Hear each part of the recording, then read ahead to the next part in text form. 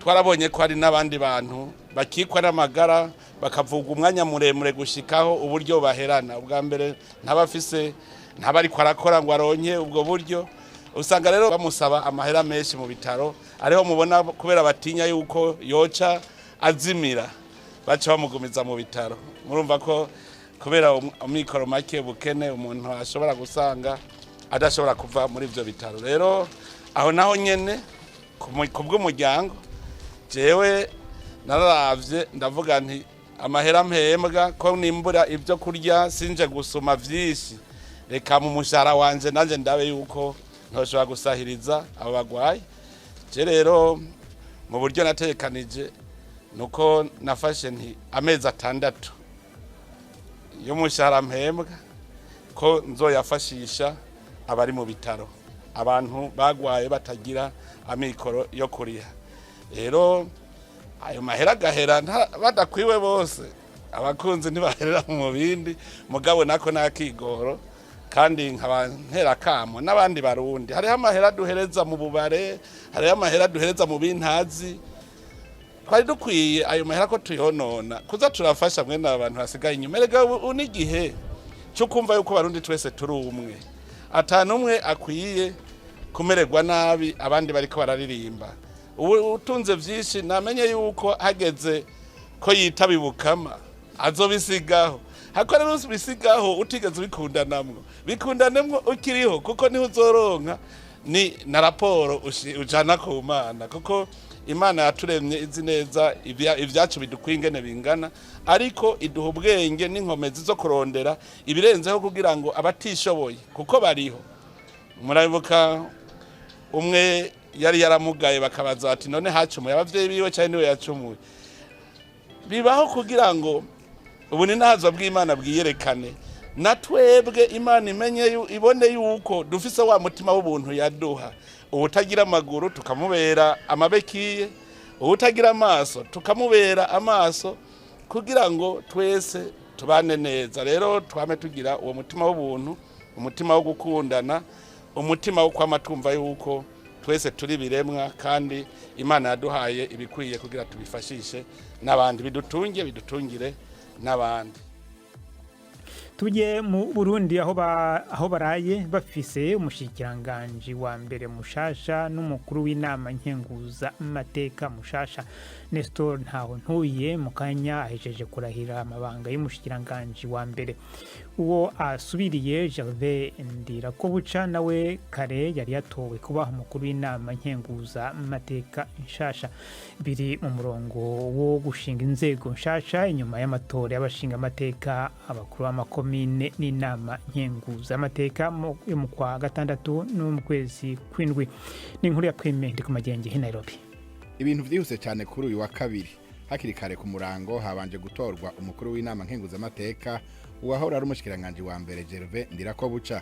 Mu kanya gato itegeko ry'umukuru w'igihugu rigena umushikiranganje wa mbere Nestor Ntahontuye riba rirasohotse. Atakanya kaciye ya nama nkenguza amateka ica iramwemeza. None kuri uyu mugoroba arahejeje kurahira imbere y'izo nama zibiri zateraniye ahakorera inama nshinga amateka mu Kigobe i Bujumbura. Bivuze ko bakenguza amateka bahejeje kumwemeza Igitega iyo bakorera, baciye bamanuka muri ivyo birori.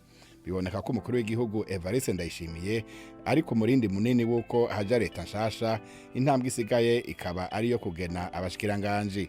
Tugarutse ku mushikiranganje wa mbere mushasha Nestor Ntahontuye yaramaze hafi umwaka ari umushikiranganje ajejwe ikigega no gutegekanya imigambi y'ubutunzi.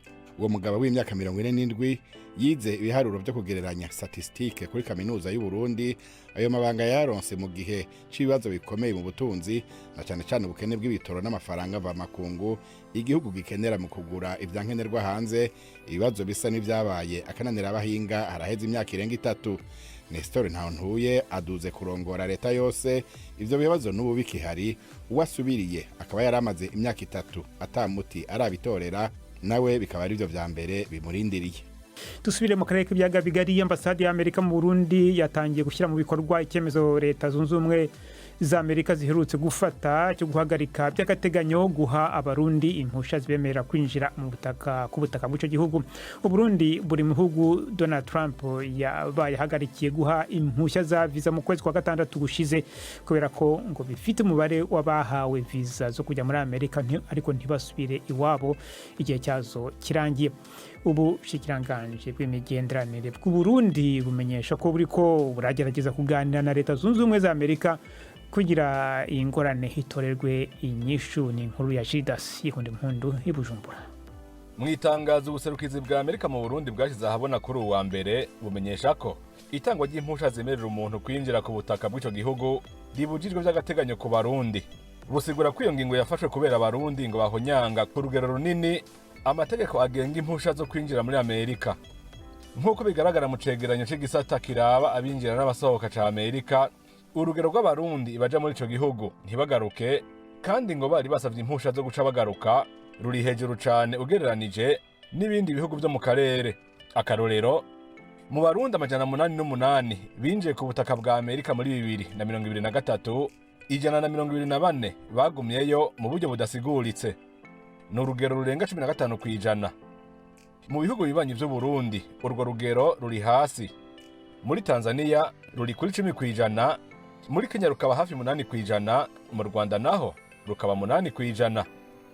Leta Zunze Ubumwe za Amerika zisaba Abarundi kumenyera kubahiriza amategeko agenga impusha zo kwinjira ku butaka bwazo ngo kubera inyifato itabereye y'umuntu umwe ishobora kononera igihugu cose. Mu bushikiranganje bw'imigenderanire bw'u Burundi bamenyesha ko bariko baraganira na Leta ya Amerika kugira ingorane itorerwa umuti. Ubwo bushikiranganje busaba Abarundi bafata ingendo kubahiriza amategeko no kwirinda gukora amakosha atandukanye. Bamwe mu bihweza utuntu n'utundi babona ko iyi ngingo ya Amerika ishobora kuba ifise n'ibindi shingiye ko bijanye n'imigenderanire. Harabibaza ko hoba hari intumbero yo guheba idolari ry'abanyamerika ku ruyeri. Ni mu gihe umukuru w'igihugu wa Amerika Donald Trump yagiye agabisha by'umwihariko ibihugu byafata ingingo yo guheba idolari ku nyungu y'igihugu icyo ari cyo cyose kiri mu muryango wa BRICS uhurikiyemwo Ubushinwa, Uburusiya, Ubuhindi, Brazil, Iran n'ibindi bihugu. Ibanki nkuru y'igihugu BRB iherutse gutangaza ko iriko iratanguza umukenyero mushasha ujanye no kuriha ibidandazwa bimwe bimwe hakoreshejwe ifaranga ry'Ubushinwa yuan. Ibyo byose harababona ko bishobora kuba bitera umujinya Leta Zunze Ubumwe za Amerika.